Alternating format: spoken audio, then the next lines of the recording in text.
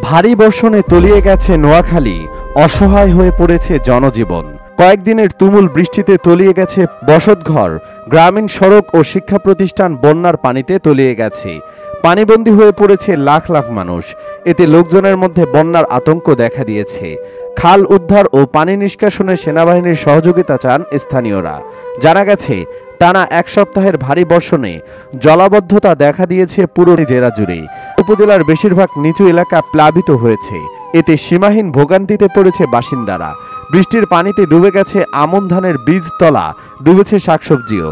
এছাড়াও মাঠে পানি বেশি থাকায় অনেক এলাকার কৃষক ক্ষেতে আমন লাগাতে পারছে না। জলাবদ্ধতায় আটকে আছে 20 লাখ মানুষ। ডুবে গেছে সড়ক, বসতবাড়িতেও ঢুকেছে পানি।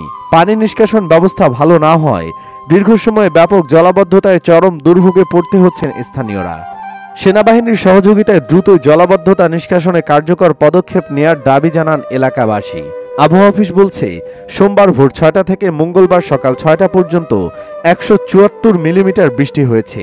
দিনেও বৃষ্টি অব্যাহত রয়েছে। জেলা জুড়ে জলাবদ্ধতার কারণে নিম্ন আয়ের মানুষরা চরম বিপদগ্রস্ত হয়ে পড়েছেন। বৃষ্টির পানিতে ময়লা মিশে দেখা দিয়েছে পানিবাহিত রোগ। এসব মানুষের পাশে দাঁড়ানোর জন্য প্রশাসন ও ধনীদের আহ্বান জানিয়েছেন স্থানীয়রা। আবহাওয়া কর্মকর্তা মোহাম্মদ রফিকুল ইসলাম বলেন, বঙ্গোপসাগরে সৃষ্ট নিম্নচাপের কারণে টানা বৃষ্টিপাত হয়েছে। সোমবার ভোর 6টা থেকে মঙ্গলবার সকাল 6টা পর্যন্ত 174 মিলিমিটার বৃষ্টি হয়েছে। দিনেও বৃষ্টি অব্যাহত রয়েছে। যেহেতু সতর্কতা সংকেত চলছে, আমরা জেলেদের তীরবর্তী স্থানে থাকতে বলেছি। পানি উন্নয়ন বোর্ড নোয়াখালীর নির্বাহী প্রকৌশলী মুন্সি আমির ফয়সাল বলেন, নোয়াখালীতে রেকর্ড পরিমাণ বৃষ্টি হয়েছে, যা বিগত 20 বছরেও হয়নি।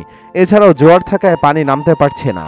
আমরা জলাবদ্ধতা রোধ প্রকল্পে শহর এবং আশেপাশের 161 কিলোমিটার খাল খনন করেছি। এতে করে সব উপজেলায় পানি নিষ্কাশন হওয়ার কথা। তাছাড়া পুরোপুরি জলাবদ্ধতা থেকে মুক্তি পেতে ড্রেন ও নালা রক্ষণাবেক্ষণ প্রয়োজন। জেলা প্রশাসক দেওয়ান মাহবুব রহমান বলেন, সকলের সহযোগিতায় আমরা জলাবদ্ধতা নিরসনে কাজ করছি। ইতিমধ্যে বিভিন্ন অবৈধ বাঁধ কেটে পানি স্বাভাবিক করার কাজ শুরু হয়েছে। বৃষ্টিপাত কমে গেলে পানি কমে যাবে। এছাড়া বন্যায় ক্ষতিগ্রস্ত মানুষকে আশ্রয় দেওয়ার জন্য উপজেলা পর্যায়ের সকল মাধ্যমিক, প্রাথমিক প্রতিষ্ঠান ও মাদ্রাসা সহ অন্যান্য শিক্ষা প্রতিষ্ঠানগুলোর প্রতিষ্ঠান প্রধানদের বলা হয়েছে, যেখানে যে সহযোগিতা প্রয়োজন আমরা তা করছি।